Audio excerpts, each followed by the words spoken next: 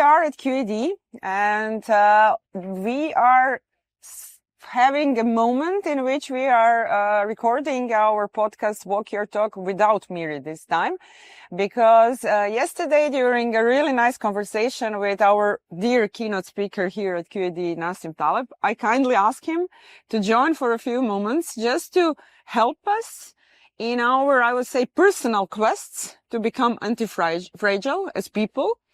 Because we had, you said so many things that moved us here, so I just wanted to share.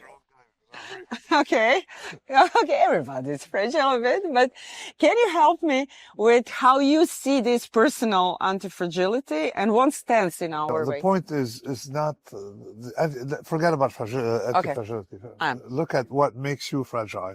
Okay. What makes you fragile is anything steady, anything highly predictable, and anything that doesn't have acute occasional variations. Okay. So same thing. So you know when it will come and what it will do. Yeah. Or? So for example, and your body needs some kind of stressors. You don't subject yourself to stresses. Of course, you age faster. Yeah. And then you got to figure out, even athletes, they have the cyclists, they're like some stressors. So you got to be exposed to all of these variation. Forget stressor doesn't have to be stressful. Okay. Stressor, what I meant is something, I mean, exposure to some variable, to a variable that is not constant. Okay. Okay. So, but same thing for a company. I was at breakfast, said, okay, what's the best predictor of companies' death? Oh, this will be recorded. I'm happy. Very similar to heart rate variability is the best predictor of a person's death, steady earnings. Okay. For a country, steady exchange rates. Okay. You see, you had a steady, they're more likely to collapse. Argentina had a constant rate to a dollar for something like 17 years. Okay. No variation, 1-to-1, and puff, and it took 2 days for the thing to unravel. So things that have volatility are getting information from the environment. Okay. For example, here I have a Mediterranean skin. Okay. I sit in the sun. It codes. Okay. It codes. It reacts to the environment, so it predicts more sun. Okay. So you code to protect yourself from more sun. I lift 10 kilos. It predicts I'm going to have to lift 11 kilos. Okay. So you get signal from the environment, not from the brain. Everything like that. And the same thing for companies. Okay. You see, so you get signal from the markets, not from your own brain, from your own planning. Exactly. Right. Yeah, you get from the environment, and how you react to the environment is builds muscles. Exactly. Or in and you react via PNL. So if you have variation of PNL, it gives you information about the environment. It gives you information about what you need. You see, for example, human being, when you go through phases where you have a lot of manual and physical work, you build muscles. But then you don't need them at other times. That's a reaction to they go away, they wane from the environment. The same thing for corporations. So the idea is we are made to be scared of variability because it can harm you. It can harm you in large doses. You see, but we were never able to control the short-term environment.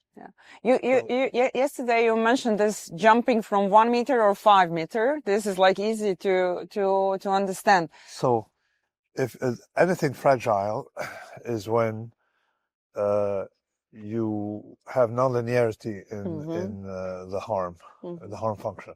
So if I jump 1 meter, is actually good for my bones. 100 meters is not 100 times 1 meter. You see, 10 meters actually would kill you. I mean, even in Croatia, maybe in Croatia, 11 meters. Whatever. Like, I think if you jump from the third floor, from the fourth floor. I don't want to know. You don't want to try. I don't want to know. So, but we talked yesterday as well about carrying the weighted vests. How that good is for your back. But if you just go out and suddenly start wearing it, you will be after that just tired. But still, it's better than nothing. Right? It's always better than nothing. But of course, you have to do it. You have to build yourself Otherwise, you get injured. Yeah.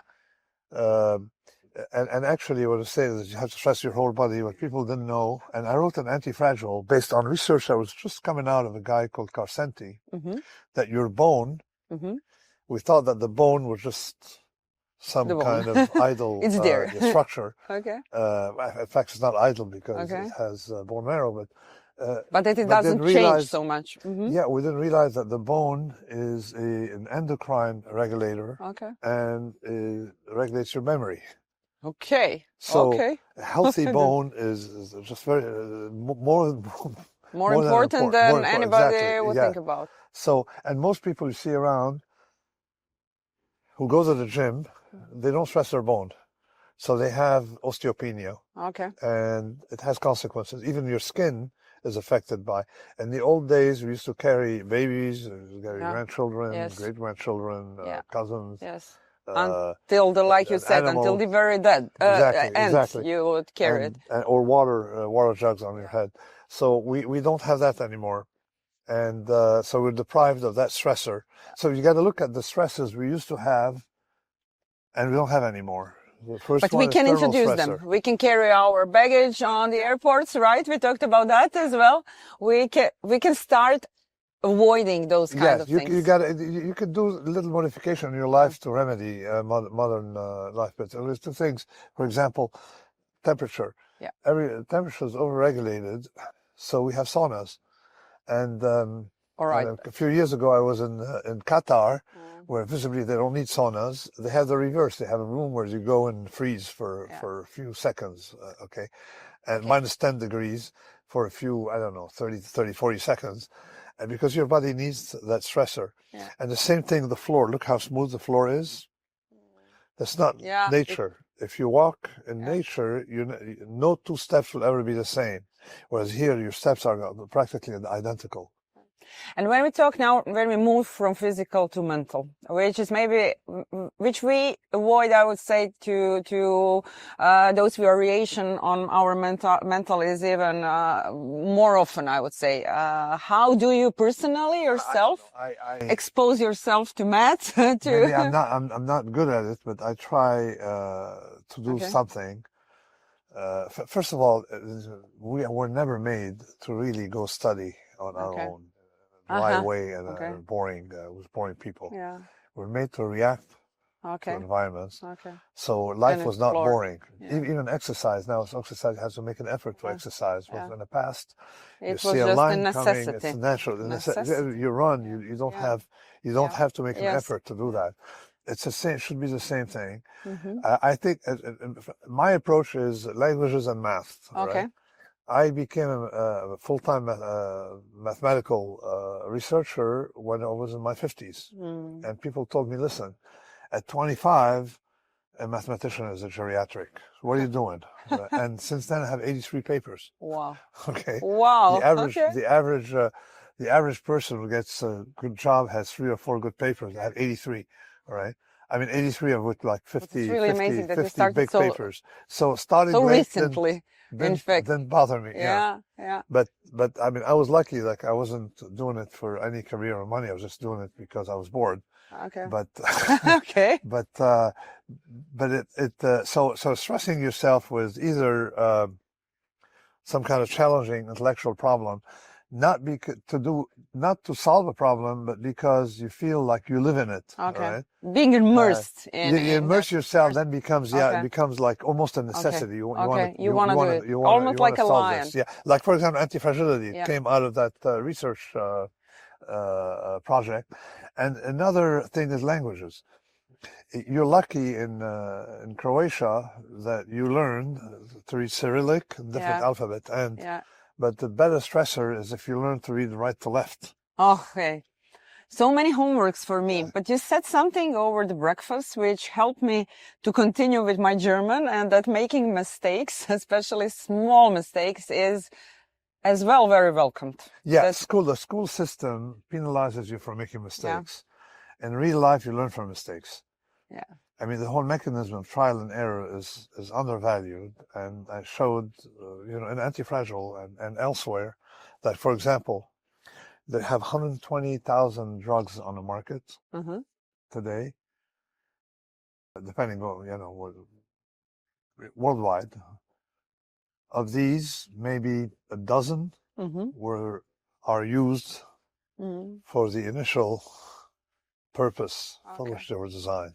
Everything else is accidental. Okay, it's a side product. It happened like exactly. Like Viagra. I'm sure nobody has heard of it, but Viagra was a blood pressure medicine. Okay, and then they realized, and then people were too happy with the experiment, so the doctor found it suspicious.